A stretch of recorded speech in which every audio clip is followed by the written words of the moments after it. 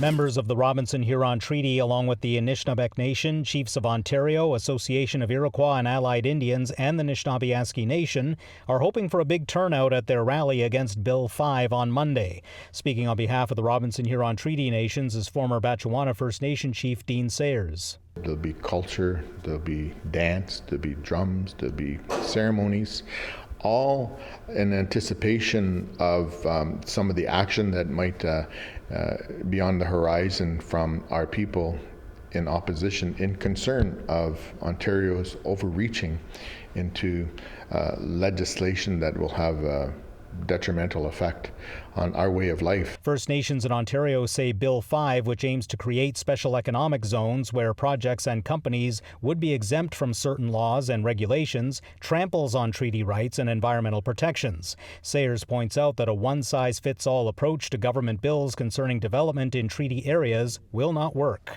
You can't just try to find resolve by having one foul swoop of legislation that you think is going to meet the expectations of all of the Indigenous people who have different types of agreements like treaties in place. Hannah Sewell, a Batchewana First Nation member and youth representative, says MPPs at Queen's Park need only look around them to understand what First Nations are fighting for. It was quite interesting to see when you walk in the beautiful nature and landscape that Queen's Park has held in the heart and the core of downtown Toronto.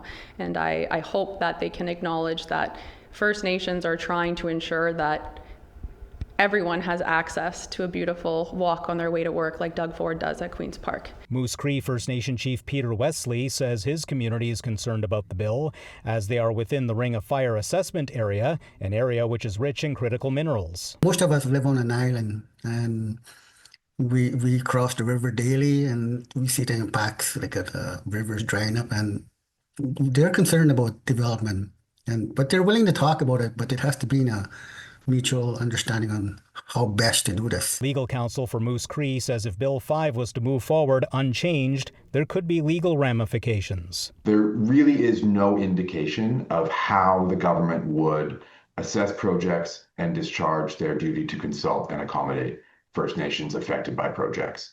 That uncertainty is a real problem. The Queen's Park rally is set for Monday, June 2nd at 12:30. Mike McDonald, APTN National News, Sault Ste. Marie.